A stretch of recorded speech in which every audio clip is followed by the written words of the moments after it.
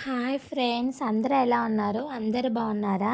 ఇప్పుడు సమ్మర్ వచ్చింది. చాలామందికి, పెద్దవాళ్ళకి, చిన్నవాళ్ళకి డీహైడ్రేషన్ ఎక్కువ అయిపోతూ ఉండిద్ది కదా. బాడీ అంతా హీట్ అవ్వడము అలా ఉండిద్ది. అలా కాకుండా ఈ సమ్మర్లో ఒంటికి చలవగా మంచి రెసిపీ అయితే చూపిస్తాను. వీడియోలోకి అయితే రండి. మంచిగా ఒక కప్పు నేనైతే పెసరపప్పు తీసుకున్నానండి. ఒక కప్పు తీసుకొని ఒక ప్యాన్ పెట్టుకొని ఆ ప్యాన్లో ఒక కప్పు పెసరపప్పు అయితే నేను వేసుకున్నాను. ఇవి మంచిగా గోల్డెన్ బ్రౌన్ కలర్ వచ్చేంత వరకు అయితే కొంచెం సేపు లో ఫ్లేమ్లోనే మాత్రమే పెట్టుకోవాలి. అప్పుడు మంచిగా మనకి వాటిలో ఉన్న పచ్చి వాసన అంతా పోయి మంచిగా అయితే ఫ్రై అవుతాయి. చూడండి, మంచి గోల్డ్ కలర్లో వచ్చాయి కదా పెసరపప్పు. దీంట్లో చాలా హెల్త్ బెనిఫిట్స్ అయితే ఉన్నాయండి. నీరసంగా ఉన్న మనకి ఏం తినాలనిపించటం లేదు, ఈ ఎండలకి వాటర్ ఎక్కువ తాగుతూ ఉన్నాము, అన్నం తినాలనిపించటం లేదు అని అనుకుంటున్నారా? అలా అనుకున్నప్పుడు ఇది ఒకసారి ట్రై చేయండి. టేస్ట్ అయితే సూపర్గా ఉంటుందండి. ఇప్పుడు అది ఫ్రై అయిపోయినాయి కదా, స్టవ్ ఆఫ్ చేసుకొని ఒక గిన్నెలోకి అయితే తీసుకొని ముందు ఒకసారి వాష్ చేసుకోండి. తర్వాత కొన్ని వాటర్ తీసుకొని వాటిని కొంచెం ఒక 5 to 10 మినిట్స్ అలాగైతే నానబెట్టుకోండి. చూడండి, మనకైతే మంచిగా నానినాయి కదా. దీన్ని కుక్కర్లో అయితే వేయకండి, టేస్ట్ అనేది అంతగా అనిపించదు. ఇలాగే మనం డైరెక్ట్గా బాయిల్ చేసుకుంటేనే టేస్ట్ చాలా బాగుండిద్ది. ఇలాగ ఒక గిన్నెలోకి అయితే పెసరపప్పు తీసుకొని పచ్చిమిర్చి కాయలు, టమోటా, ఉల్లిపాయలు సన్నగా కట్ చేసుకున్న, మీ దగ్గర ఇంకా చిన్న చిన్న ఉల్లిపాయలు అనేది మార్కెట్లో దొరుకుతాయి. నా దగ్గర అవి అయిపోయినాయి. ఈ ఉల్లిపాయలు వేసి అవి ఉంటే అవి కూడా యాడ్ చేసుకోండి, చాలా బాగుండిద్ది. ఇంకా దీంట్లో కొంచెం పసుపు అయితే యాడ్ చేసుకోవాలండి.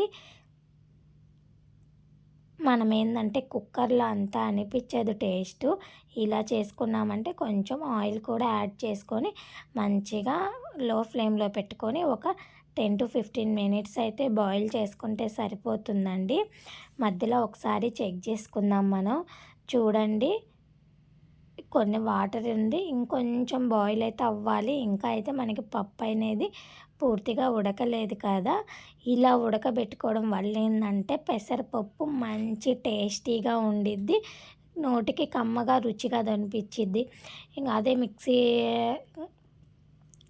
దీంట్లో వేసామనుకో కుక్కర్లో అంత టేస్ట్ అనిపించదండి, మెత్తగా అయిపోతుంది కదా. దీంట్లో ఏంటంటే మధ్యలో మనకి పెసరపప్పు అనేది తగులుతూ ఆ ఫ్లేవర్ మన పప్పుకు, నార్మల్ పప్పు కందిపప్పు కాకుండా పెసరపప్పు తిన్న ఫీలింగ్ అయితే మంచిగా కలుగుతుంది.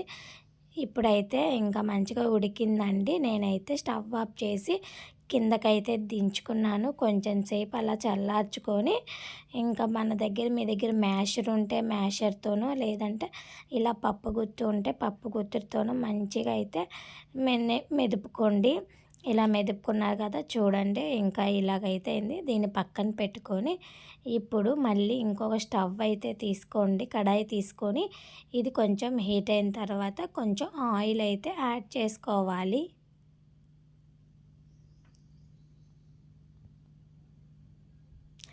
ఆయిల్ కూడా కొంచెం హీట్ అయిన తర్వాత కొన్ని ఆవాలు అయితే వేసుకోండి. ఆవాలు చిటపటలాడుతూ ఉన్నాయి కదా.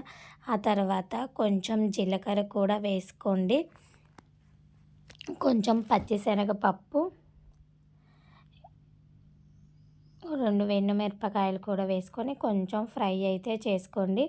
పక్కన చిన్నగా కచ్చా పచ్చా దంచుకున్న చిన్న ఉల్లిపాయలు అంటారు కదా, అవి కూడా వేసుకోండి. అవి వేయడం వల్ల ఏంటంటే ఫ్లేవరు టేస్ట్ బాగుండిద్ది. ఆ తర్వాత కొంచెం సన్నగా తరిగి పెట్టుకున్న ఉల్లిపాయలు, కరివేపాకు రెమ్మలు 2 వేసుకొని మంచిగా కొంచెం కుక్ అవ్వాలి, గోల్డెన్ బ్రౌన్ కలర్ వచ్చేంత వరకు. చూడండి, ఇప్పుడు దీంట్లో మనం ఇంగువ వేసుకుంటే త్వరగా డైజెషన్ అవుతుంది, టేస్ట్ బాగుండిద్ది. పిల్లలకి చాలామందికి పొట్టలో నులు పురుగు లాంటి, కడుపు ఉబ్బరం అలా అనిపిస్తూ ఉండిద్ది కదా చిన్నపిల్లలకి, పెద్దవాళ్ళకి. ఈ ఇంగువ డైరెక్ట్గా అంటే వాళ్ళు తీసుకోరు, ఇలా పప్పు చారులలో ఇలా వేసామంటే ఈజీగా వాళ్ళకి డైజెషన్ అవుతుంది, టేస్ట్ బాగుండిద్ది, వాళ్ళు తినగలుగుతారు. ఇలా వేసుకొని ఇంకా ఉడికించుకున్న పప్పును కూడా యాడ్ చేసుకోండి. మీకు తగినంత వాటర్ అయితే యాడ్ చేసుకోండి. ఇప్పుడు దీంట్లో టేస్ట్కి తగినంత సాల్ట్ అయితే యాడ్ చేసుకోవాలి. ఇప్పుడు మంచిగా కలుపుకోవాలి. ఇక్కడ ఆల్రెడీ మనం పచ్చిమిరపకాయలు అయితే యాడ్ చేసుకున్నాము. మీకు ఇంకొంచెం స్పైసీనెస్ కావాలి అని అనుకుంటే ఇక్కడ కొంచెం కారం అయితే యాడ్ చేసుకోండి.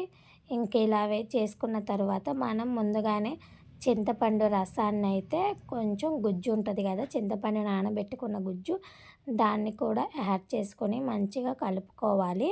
కలుపుకొని మూత పెట్టుకొని ఒక లో టు మీడియం ఫ్లేమ్లో ఒక 3 మినిట్స్ అలా ఒక పొంగు వచ్చేంత వరకు బాయిల్ చేసుకోవాలి. చూడండి మంచి పొంగు అయితే వచ్చింది కదా, మంచిగా అయితే పెసరపప్పు చారు ఉడికింది. ఫైనల్గా అయితే కొత్తిమీరతో వేసుకొని సర్వ్ చేసుకోవటం అండి. వేడి వేడి అన్నంలో ఈ చారు వేసుకొని తింటే అస్సలకి అమృతంలాగా ఉండిద్దండి. ఒక్కసారి మీరు కూడా ట్రై చేయండి. ఎలా వచ్చిందో నాకు కామెంట్ చేయండి.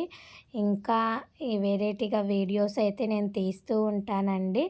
ఇలా ఏమేమి వీడియోస్ కావాలి, నేను ఏ రెసిపీ చేస్తే మీకు నచ్చుతుందో కూడా నాకు కామెంట్ చేయండి. మీరు ఇంకా ఏమైనా వెరైటీ వీడియోస్ కావాలి అని అంటే నాకు కామెంట్ చేయండి. ఇలాగ ఇంకా అన్నం పప్పుచారు వేసుకొని అసలైతే కాలిపోతుందండి. ఇలా వేడివేడిగా అన్నం వేడివేడి పప్పుచారు తింటే అసలు నెక్స్ట్ లెవెల్ అండి. టేస్ట్ అయితే సూపర్గా ఉంటుంది. ఇంకా మన ఛానల్ని సబ్స్క్రైబ్ చేసుకోకపోతే సబ్స్క్రైబ్ చేసుకోండి, లైక్ చేయండి, షేర్ చేయండి. ఇంకా మరికొన్ని వీడియోస్తో మీ ముందుకు వస్తూ ఉంటాను. Thank you for watching.